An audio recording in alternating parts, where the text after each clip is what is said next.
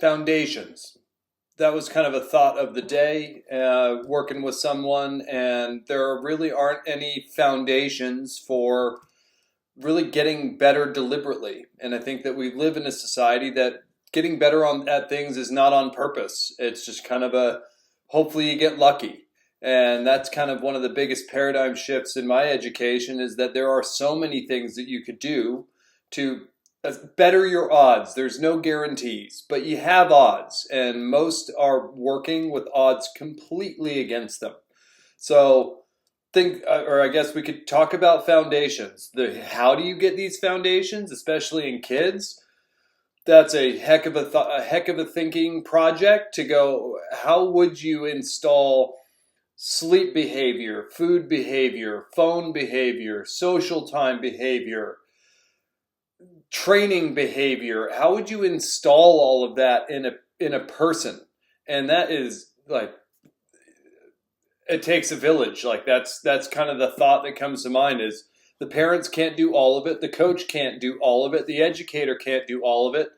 And I think that is probably one of the things that if people kind of came together, we'd see a lot of kids doing really like way cooler stuff later in life. But it's kind of, I played sports as long as I could. Then I jump into the model American life of I've got a 9 to 5 with workup potential and a 401k and benefits and health, a mortgage, a small business loan, kids, and we ride it off into the sunset. That kind of seems to be the what we're kind of led to. I fell through every crack that you could. But foundations. The hours before midnight are better sleep quality hours than after. I've recognized that personally. I've heard plenty of people talk about it. The idea of, well, I went to bed at 12:30 and I got up at 8:30, 8 hours. You're not getting the same type of sleep quality. And if you think why, like why is 8 hours not 8 hours, 9 hours not 9 hours? Think about what we've come from. We have spent a lot longer without artificial light than we have with artificial light. So we will evolve. It's just, it takes time. And if we can recognize that we're at the very edge and a little bit further than our evolution has led us to, like our world has changed drastically, very quickly in comparison to the lifespan of human beings on this planet, it starts to make a lot of sense. And I think a lot like that. Hey, we do this now. What is the ramification long term? Well, let's think about where we came from. And you go, ooh, yeah, that's probably going to lead to something else. So think about how you would have lived, especially around sleep, without artificial light. The sun would set. It would start to get dark. By the time it's dark and without artificial light, it's like, what are you going to do? Like, you're not going to go walk around in pitch black. It would be a survival problem. Who knows what's out there? You can't read. There's no screen to stare at. Like, you're going to bed. So it gets dark, you go to bed. And when it gets light out, you get up. And that's probably the simplest way that you could think of a sleep cycle. So if you thought, oh, well, I go 12 to 8. How long has that sun been set? How long has it been dark out? 8, how long has it been light out? So having sleep cycles, and everyone's different, that's the hardest part, but I would say a foundation would be as close to dark. Like if you were to think, if there's no lights out here, what would I be doing? I'd probably be in bed. That would probably be the right choice. So as it gets dark, you're starting to think about bed. As it gets light, you're starting to think about waking. And again, personal examples, professional examples. I love, one of my favorites is having a parent schedule a morning session with a kid. That kid comes in exhausted. And I go, great, we're going to get so much out of today. Tell me about your bedtime. Oh, I went to bed at 12:30 a.m. I'm like, why are we here? You're wasting your money. But no one thinks about these foundations, and it's, well, I got up at 8 or 8:30, so 12:30 to 8:30, 8 hours. What's the big deal? It's like, you look exhausted, and I can't wait to see how you perform. Oh, weird. It was a low everything kind of day. Just nice and easy, relaxed, like it just What are we going to do when you're exhausted pushing like that? So foundation is that like around 10 at the latest, and then man, look at the sunrise. When does that sun, or when is first light? And you're thinking around that. And of course, all of this is just, let me put some foundations out there from my own education and experience. If you don't care about it, cool. Like, I'm not here to tell anyone that you need to go to bed at 10. It's just think about it. I don't think we think about what we do enough. So when are you going to bed? When are you waking up? Do you have energy all day? Do you wake up feeling rested? Are you going to bed and falling asleep? Are you wound up? Like, our behavior tells us a lot about our sleep. Like, I've got plenty of friends that, yeah, whatever, I sleep. It's like you sleep terribly. Like, you snore all night, you toss and turn, you look exhausted, you're slamming coffee. Like, your behavior shows that your sleep isn't very good. Foundations. Other foundations. I don't know if you didn't know this or not, but pancakes and French toast are not breakfast foods. They're not even meals. Those are desserts. Pancake. It's a cake made in a pan that you put more sugar on. So this idea of breakfast foods like waffles and French toast and pancakes, they're not setting you up for a great day. Plain and simple. Foundations. I don't care what you eat, but you need to eat something with sustenance. French toast, pancakes, and stuff like that is not near what we need to support a day.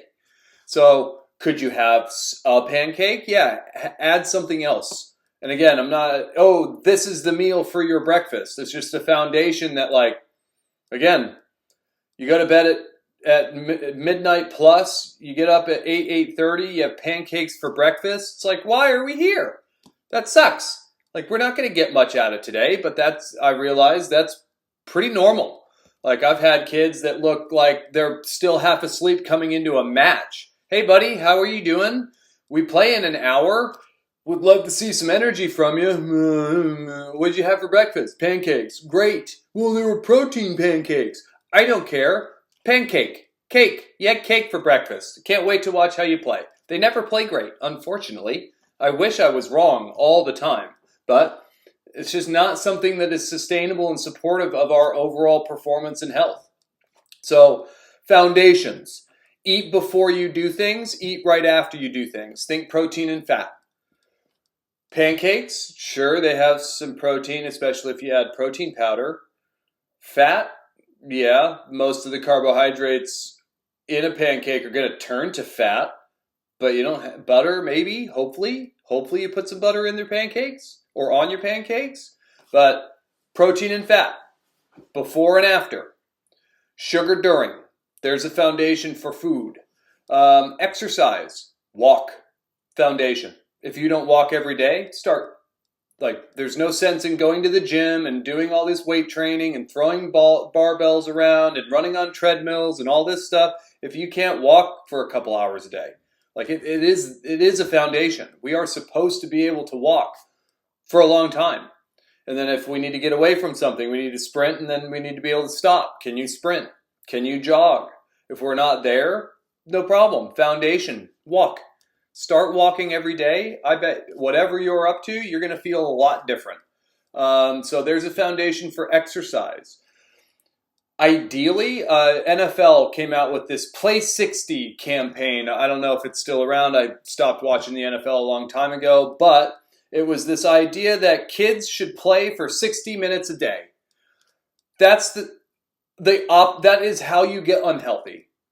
Like was such a wrong initiative. But the reality, the foundation for kids, don't sit for more than 60 minutes at a time. Not a day thing, at a time. Don't make a kid sit down for an hour plus. Let them move. Let them get up. Let them do stuff. ADHD kids, go sprint the track until you're tired. I bet you come back and you listen a little bit better. But that would be a foundation for exercise. And again, kids, the foundation for kids, don't let them sit down for more than 60 minutes. It doesn't need to be pack their schedules and do all this stuff. It could be Okay, they sat down and read for 60 minutes. Now we just get up and go for a walk around the block. And then they're playing music for 60 minutes. And then we get up and we throw a baseball around. Whatever it might be, just movement. Doing some sort of movement. If you're a gym goer, yeah, throw your body weight squats, body weight push-ups, burpees, jumping jacks. Like the idea that, oh, I'll be fit and healthy from an hour a day of exercise when there's 23 hours a day that I don't even think about doesn't make a lot of sense. So breaking up that hour and a half to minimize how much you're sitting would be a foundation. Don't sit for more than 60 minutes. If you're at a desk job and you're at a 9 to 5, every hour, can you get up and do something? So you did squats today in the gym before work. Okay, now you sit for 6 to 8 hours. Way better to ditch the gym in the morning, get a dumbbell or a kettlebell at your desk, and I've sat for 60 minutes. Let me get up and do 10 squats. And then I'll sit back down. Pavel from Strong First, started RKC, kettlebell guy, made kettlebells popular in this country. Calls it greasing the groove. I love that. It's stuck forever. That instead of just a workout in the day, sprinkle that workout throughout. 10 sets of 10 squats mixed into your day. 10 sets of 10 push-ups mixed into your day. Whatever it might be. But breaking up, like, everything is a stress. So if you're going, I'm going to be fit in an hour and a half at the gym, that is a ton of stress and a very unrealistic expectation for most. You end up chasing your fitness forever because you didn't learn that a foundation is don't sit for more than 60 minutes. So if you went, well, no, I go to the gym for an hour and a half. I sit all the time during my rest breaks. I'm on my phone. I'm looking at people, whatever. But I go to the gym. And then I sit for 4 hours, then I get lunch, and then I sit for 4 hours. Not good when it comes to foundations of health. So we've talked about sleep foundations, going to bed closer to when it's dark, getting up closer to when it's light, eating protein and fat before you do stuff and after you do stuff, having sugar during, so fruit, orange juice, Gatorade, ideally not Powerade. Like the sport drinks generally not great. But if you just did like orange juice, water, and a pinch of salt, it's pretty much Gatorade. But you know every ingredient in it, and it doesn't have dyes. So that would be the approach when it comes to food. Exercise, walk. At its simplest way, walk. We're designed to, neurologically we're wired to. We've been doing it since the beginning of time. We haven't been riding bikes. We haven't been on ellipticals. We haven't had treadmills. We've walked. It's a foundation. If you're doing treadmill work and not walking, doesn't make sense. Go back and do the opposite. I'll walk 2 hours a day. You might find that you're getting everything that you want from the let me hit the treadmill for an hour a day. So walking as a foundation, sit 60. Don't sit for more than 60 minutes at a time. Major foundation. Major. And then the other component of it is if you do have like exercise and athletic stuff that you would like to be good at in your life, that would be kind of a foundation for athletes. Don't be on a device for more time than you train. So I train an hour and a half a day.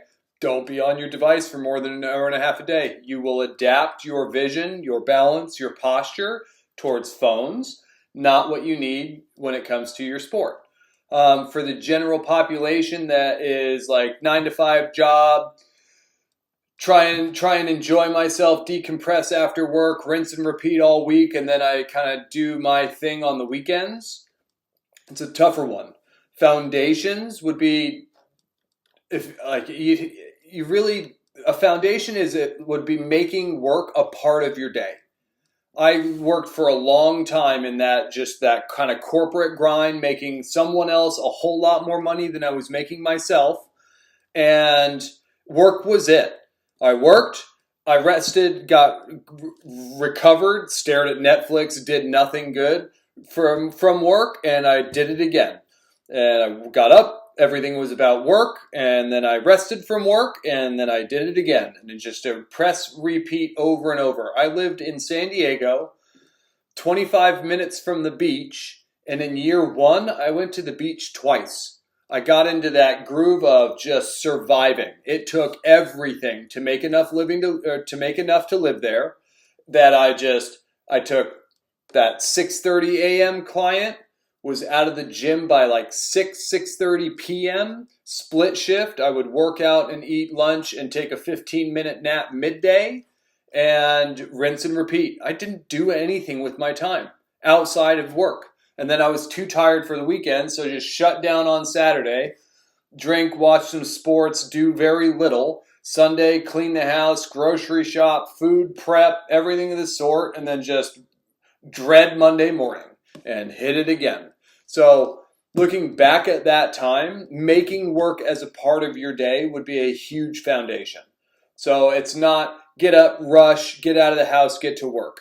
Give yourself 30 minutes, 40 minutes, whatever you can afford that just makes it feel like I've started my day and it's mine. Now I will go to work. Then I'm done with work and the rest of the day is mine. So that would be a foundation that would help kind of squeeze some stuff in for yourself. Might be a walk, might be something enjoyable, just generally. That's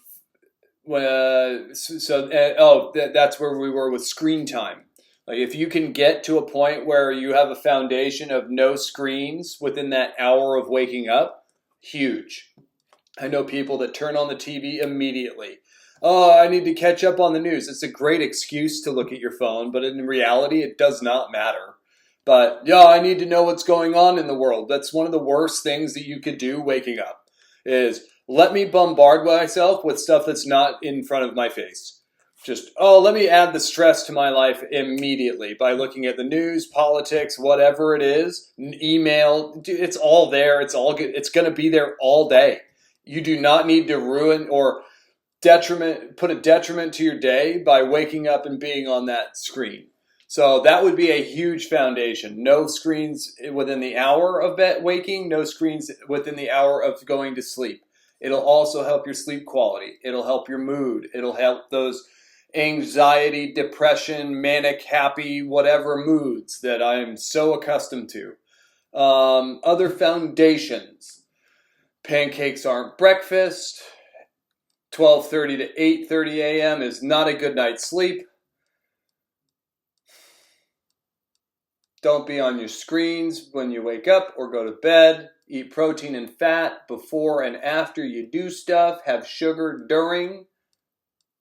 Don't sit for more than 60 minutes at a time. Sprinkle in your workout activities to break up that sitting time. That's a good start. It's a good foundational start. And now I wonder, it's like, okay, if a kid did all that, they would be a better person. They would be better at school, better at everything that they were doing. And the question becomes, how do you get a kid into that type of lifestyle? Answer, the parent has to be in that lifestyle. And unfortunately, it's kind of a do as I say, not as I do culture. But I think that that's why it takes a village. We don't have to go to bed when it gets dark out to keep ourselves safe. We don't have to wake up with the light just because it's light out. Like I'm not going back to sleep. We don't have to eat good food. We don't have to do anything. Like again, that's what we've given ourselves, and it's kind of a blessing and a curse that there are too many options. So when there are too many options, brains are going save calories. Just pick one and ride it. So pancakes, yeah, we're calling it a breakfast food from now on because I get to make that batter once, and 3 breakfasts later, I don't have to think about what I'm feeding everybody.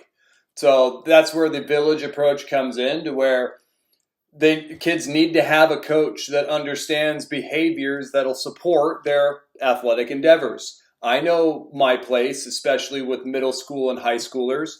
They'll listen to me a whole lot more than they'll listen to mom and dad. It's important for me to know these things. My career was drink enough water to pee clear.